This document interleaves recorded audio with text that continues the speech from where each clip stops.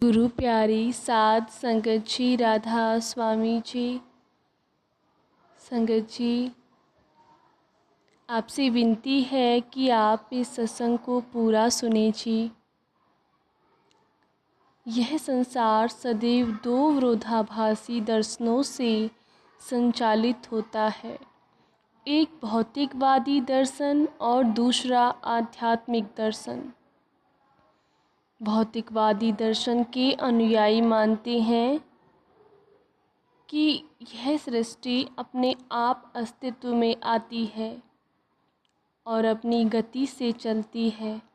आध्यात्मिक नाम की कोई चीज़ नहीं है, न ही कोई ईश्वर है। भौतिकवादी दर्शन के अनुयायी मानते हैं कि हमारे मानव अस्तित्व का एकमात्र उद्देश्य इस दुनिया की भौतिक वस्तुओं को इकट्ठा करना और उनका भरपूर आनंद लेना है। संक्षेप में, भौतिकवादी दर्शन के समर्थकों का एक ही उद्देश्य है, खाओ पियो और मौज करो, क्योंकि कल तो हम मर ही जाएंगे।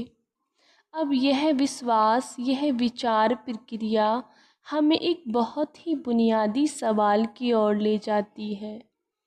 क्या यह हमारे अस्तित्व का एकमात्र उद्देश्य है?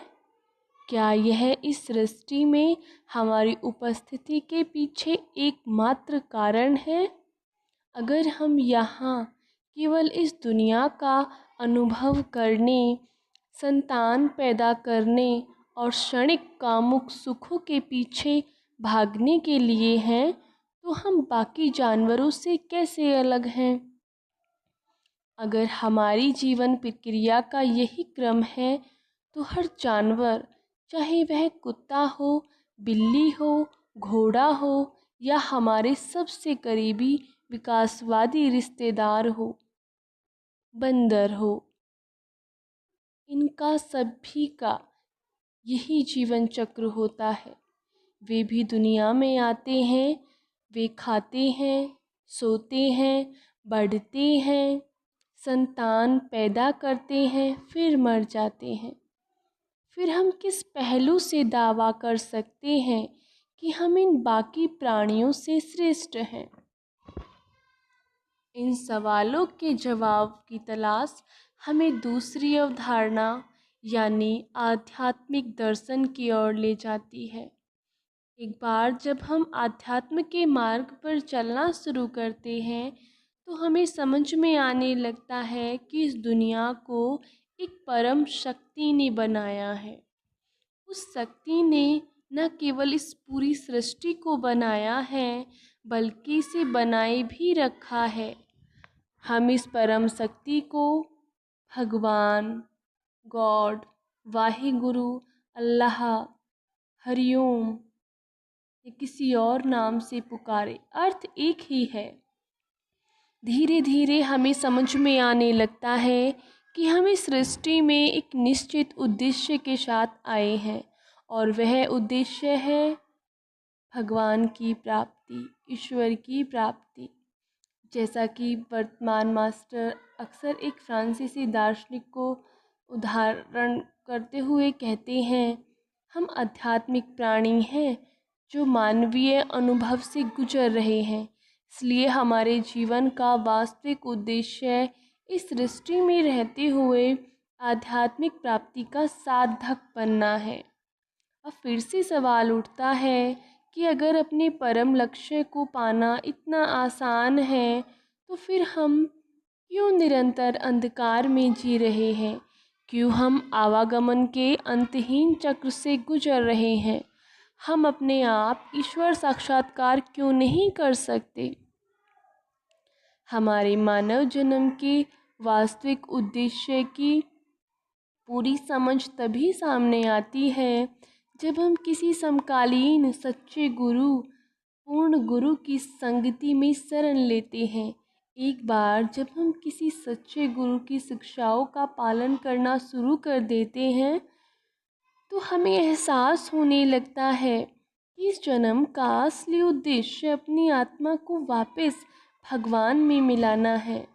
अपने सतगुरु की संगति में हम धीरे धीरे समझ जाते हैं कि मानव जीवन का केवल एक ही उद्देश्य है, भई परापत मानुख देहुरिया, गोविंद मिलन की तेरी बरिया। अवर काज तेरे किते न काम, मिल साध संगत भज केवल नाम। यह मानव शरीर तुम्हें मिला है, यह प्रभु से मिलने का अवसर है, अन्य सभी प्रयास व्यर्थ है। संतों की संगति में शामिल हो जाओ और केवल एक नाम का ध्यान करो। सच्चा गुरु दुनिया के दार्शनिकों जैसा नहीं होता, वह सिर्फ दूसरों की शिक्षाएं नहीं देता, बल्कि वह अपनी शिक्षाओं का मूर्त रूप बन जाता है और हमारे लिए एक आदर्श बन जाता है, ताकि हम भी प्रेरित महसूस करें और उन शिक्षाओं के सार को अपने दैनिक जीवन में, अपने दैनिक कार्यों में शामिल कर सके। जीवन के हर क्षेत्र में किसी सांसारिक कला या कौशल को सीखने के लिए हमें एक शिक्षक, एक प्रोफेसर की आवश्यकता होती है। अगर हम डॉक्टर या इंजीनियर बनना चाहते हैं या कोई अन्य पेशा सीखना चाहते हैं, तो हमें एक ऐसे मार्गदर्शक की आवश्यकता होती है जिसे उस विषय का अनुभव हो और जो हमें लक्ष्य की ओर ले जा सके। अब अगर हम अपने सामान्य सांसारिक कार्यों में प्रगति करने के लिए एक शिक्षक की आवश्यकता है, तो ये स्पष्ट है कि हमें आध्यात्मिकता के मार्ग पर चलने के लिए भी एक सच्चे गुरु, एक पूरे गुरु के मार्गदर्शन की आवश्यकता होगी। अपने भौतिक रूप में एक सच्चा गुरु हम सभी की तरह एक सामान्य इंसान ही लगता है। वह भी खाता है, सोता है, बोलता है और जीवन के विभिन्न चरणों से गुजरता है, जैसा कि हम सभी करते हैं। इसलिए केवल भौतिक स्तर को देखते हुए हम सीमित बुद्धि वाले प्राणी उसकी वास्तविक पहचान को समझने में विफल हो जाते हैं और सवाल उठाने लगते हैं। लेकिन उसकी असली पहचान शरीर नहीं है, भौतिक से परे है। आंतरिक स्तर पर उसने अपनी आत्मा को शब्द के साथ मिला दिया है, उसने ईश्वर को पा लिया है और उस सर्वोच्च शक्ति के साथ एक हो गया है। हमारे इतिहास में ऐसे सच्चे संतों के उदाहरण हैं जिन्होंने अपने शिष्यों को ईश्वर प्राप्ति के मार्ग पर मार्गदर्शन किया। हमारे अपने जीवन काल में हमारे सामने एक सच्चे गुरु का उदाहरण है जो न केवल हमें जोड़ता है, बल्कि हमारी आध्यात्मिक यात्रा के हर कदम पर हमारा मार्गदर्शन भी करता है। हुजूर महाराज जी हमेशा अपने सत्संगियों में हमें याद दिलाते थे कि संत या सच्चे गुरु दुनिया में कोई नया धर्म या सिद्धांत बनाने के लिए नहीं आते, नहीं वे कोई कर्म कांड या पूजा के बाहरी तौर तरीके शुरू करने आते हैं। वे सृष्टि में केवल एक ही उद्देश्य से आते हैं, हमें वापस भगवान के पास ले जाना। वे हमारी आत्मा को जागृत करने और उसे वापस परम में विलीन करने के एकमात्र उद्देश्य से आते हैं। गुरु हमें यह तकनीक सिखाते हैं कि हमारा ध्यान उस चीज़ से हटा दिया जाए जो उसे बाहर और नीचे की ओर खींचता है, उसे अंदर और ऊपर की ओर ले जाए। वे हमारी आत्मा को शब्द से जोड़ते हैं, जिसे ध्वनि धारा, श्रव्य जीवन धारा, पवित्र नाम या शब्द भी कहा जाता है। सच्चे गुरु इस आध्यात्मिक संपदा के संरक्षक है। उन्हें नाम, दान, दीक्षा के उपहार के माध्यम से किसी को भी यह संपदा प्रदान करने का पूरा अधिकार है। नाम या शब्द वह आवश्यक वास्तविकता है जिसके बारे में सभी संत और गुरु बोलते हैं। ये इस पूरी सृष्टि का स्रोत और पालनहार है। सदियों से संतों ने इसे अलग अलग नामों से वर्णित किया है। सिख धर्म में इसे हरि कीर्तन, अखत कथा, सच्ची बानी या धुर की बानी कहा जाता है। हिंदू धर्म ग्रंथों में इसे राम नाम, राम धुन या आकाशवाणी कहा जाता है। ईसाई धर्म में इसे पवित्र आत्मा, शब्द और लोगोस कहा जाता है।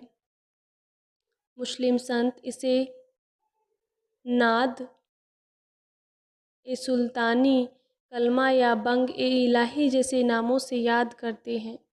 ये सभी नाम उस आंतरिक ध्वनि के गुण मात्र हैं जो शब्द या वचन में अंतर्निहित है, लेकिन सार वह परम सत्य है जो हम में से प्रत्येक के भीतर निरंतर गूंज रहा है। यह सत्य जिसे हम शब्द या ध्वनि धारा कहते हैं, हम में से प्रत्येक के भीतर गूंज रहा है और यह प्रत्येक व्यक्ति की विरासत है, लेकिन हम अपनी दिव्य विरासत से अनभिज्ञ हैं, इसलिए हम आध्यात्मिक दरिद्रता का जीवन जीते हैं। बाबा जी अक्सर हमारी वर्तमान स्थिति का वर्णन इस उदाहरण से करते हैं। भीखा भूखा को नहीं, सबकी गठरी लाल, गृह खोल नहीं जानसी, ताते भय कंगाल। हे भीख, किसी में कोई कमी नहीं है, सभी की पोटली में एक अमूल्य रत्न छिपा है।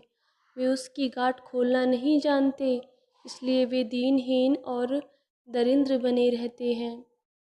रहस्यवादी हमें समझाते हैं कि भगवान ने सृष्टि की रचना शब्द के माध्यम से की है। यह शब्द स्वर्गीय पिता के साथ हमारा संपर्क है।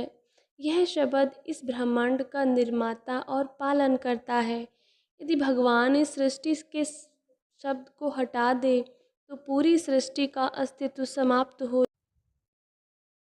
बाइबल इस सर्वोच्च वास्तविकता को समझाती है। आदि में वचन था और वचन परमेश्वर के साथ था और वचन परमेश्वर था। सब कुछ उसी के द्वारा उत्पन्न हुआ और जो कुछ उत्पन्न हुआ है उसमें से कुछ भी उसके बिना उत्पन्न नहीं हुआ। इसी प्रकार पांचवें गुरु श्री अर्जुन देव जी महाराज अपनी वाणी में नाम का वर्णन करते हैं।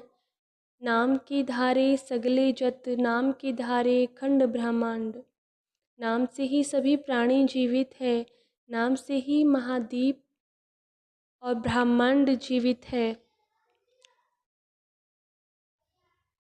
भाइयों और बहनों, नामदान या दीक्षा का उपहार मिलना जीवन में एक बार होने वाली घटना नहीं है। यह हमारे अनगिनत जन्मों के अच्छे संस्कारों और भगवान की कृपा और दया का परिणाम है, जिससे हमें एक सच्चे जीवित गुरु के सानिध्य में रहने का मौका मिलता है। सच्चे गुरु की संगति में जब हम नियमित रूप से ध्यान करते हैं तो हम इस सृष्टि की वास्तविकता, प्रभु से हमारे अलग होने का कारण और हमारे जीवन का सच्चा उद्देश्य समझने लगते हैं। हम सीखते हैं कि कैसे अपनी आत्मा को वापस सृष्टिकर्ता में मिलाएं। इस प्रकार कोई भी सांसारिक संस्था सिद्धांतों से संचालित होती है और कुछ नियम निर्धारित करती है, उसी प्रकार संतमत के मार्ग ने 4 व्रतों के रूप में पालन करने की शर्तें निर्धारित की हैं।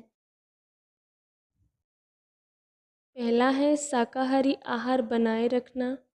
मांस, मछली, मुर्गे, अंडे या इनमें से कोई भी बनी चीज़ नहीं खाना।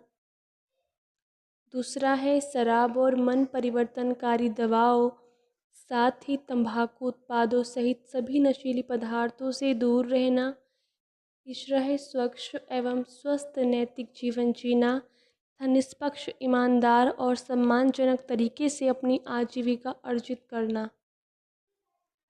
नंबर चौथा है प्रतिदिन अपने ध्यान के लिए 2.5 घंटे का समय देना।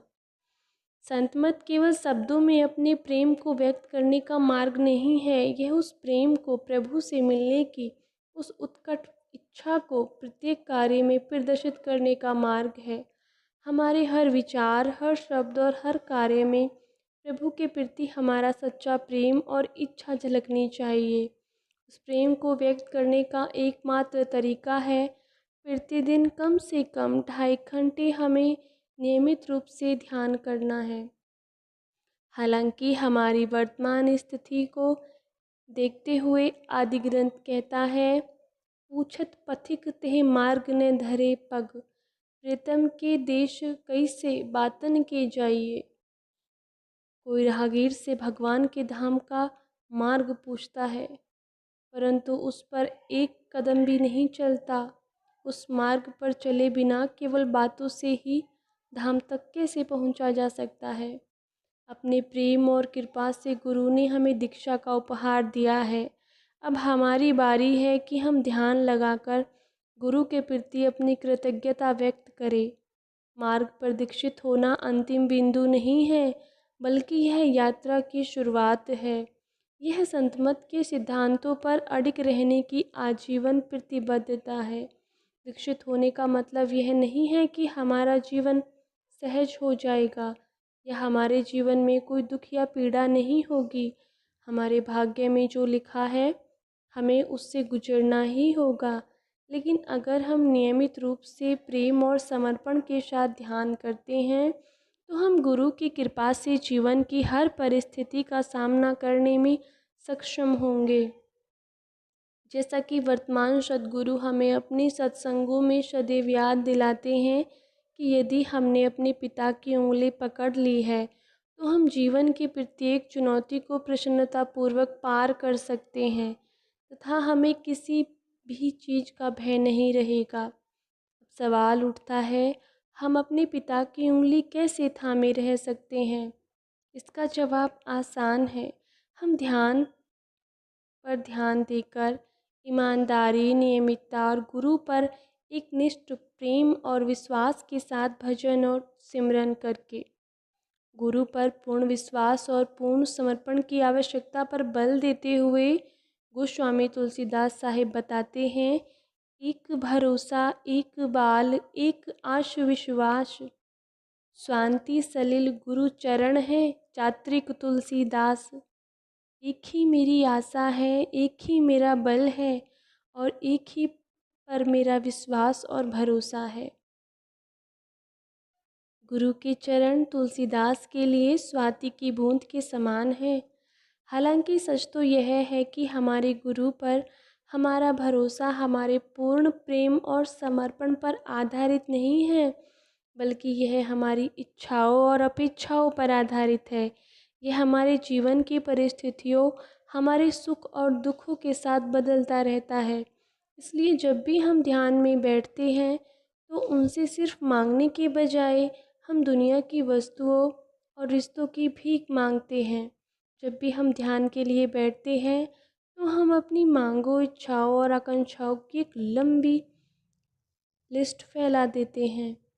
हमारी आंतरिक स्थिति को देखते हुए हुजूर महाराज जी अक्सर आदि ग्रंथ में यह उद्धृत करते थे, बिन बोलिया सब किछ जानदा, किस आगे कीजे अरदास। वह बिन बताए ही सब कुछ जानता है तो फिर हमें किससे प्रार्थना करे।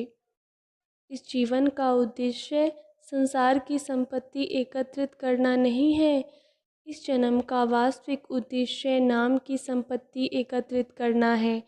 यदि इस जीवन का उद्देश्य केवल सांसारिक संपत्ति एकत्रित करना होता तो मीराबाई जी जो राज परिवार में जन्मी थी और संसार की सभी संपत्तियां और सुख सुविधाएं प्राप्त थी, वे सब त्याग कर संत रविदास की शिष्य बनने का निर्णय क्यों लेती? जब गुरु ने उन्हें नाम का उपहार दिया तो उन्होंने पूर्ण निष्ठा और प्रेम से ध्यान किया। गुरु की कृपा से जब उन्हें आंतरिक संपत्ति प्राप्त हुई तो उन्होंने अपने प्रिय गुरु के प्रति कृतज्ञता के निम्न शब्द व्यक्त किए। आयो जी मैं तो नाम रतन धन पायो, वस्तु अमोलक दी मेरे सतगुर, कृपा कर अपनायो। मैंने नाम रतन को पा लिया है, मैंने वह अमूल्य धन पा लिया है। मेरे सच्चे स्वामी ने मुझे एक दुर्लभ उपहार दिया है। अपनी दया ने से उन्होंने मुझे अपना लिया है। प्यारे भाइयों और बहनों, इस संसार के रिश्ते क्षण भंगुर है और अस्थायी है। समय बीतने के साथ साथ हर रिश्ता ख़त्म हो जाता है, लेकिन गुरु के साथ हमारा रिश्ता ही एकमात्र ऐसा रिश्ता है जो स्थायी और शाश्वत है। जिस दिन उन्होंने हमें दीक्षा का उपहार दिया, उसी क्षण हमारा गुरु से रिश्ता स्थापित हो गया। यह एकमात्र ऐसा रिश्ता है जो हमेशा हमारे साथ रहेगा, न केवल इस जीवन में बल्कि मृत्यु के बाद भी। हम अपने ध्यान में न लगकर अपने प्रिय गुरु से मुंह मोड़ लेते हैं, लेकिन उनका चेहरा हमेशा हमारी ओर हमारा इंतज़ार करते हुए रहता है। इसलिए हमारे जीवन की परिस्थितियाँ चाहे जो भी हो, हमारा चेहरा, हमारा ध्यान हमेशा अपने गुरु की ओर होना चाहिए। ध्यान हमारे जीवन की केंद्रीय धुरी होना चाहिए। हमारा हर विचार और हर कार्य केवल हमारे ध्यान और गुरु के इर्द गिर्द घूमना चाहिए। और ध्यान करते समय हमें अपने प्रिय गुरु से सदैव एक ही प्रार्थना करनी चाहिए। असी खाते बहुत कमावदे, अंत न परावार। हर कृपा करके बख्श लेहो, हो पापी वद गुनहगार। हर जियो लेखे वार ना आवे, तू बख्श मिलावन हार। मैं बहुत सारी गलतियाँ करता हूँ, उनका कोई अंत या सीमा नहीं है। हे प्रभु, कृपया दया करे और मुझे क्षमा करे। मैं एक पापी हूँ, एक बहुत बड़ा अपराधी हूँ। प्यारे प्रभु, अगर आप मेरी गलतियों का हिसाब रखेंगे तो मुझे कभी भी माफ़ नहीं किया जाएगा। कृपया मुझे माफ़ करें और मुझे अपने साथ मिला ले।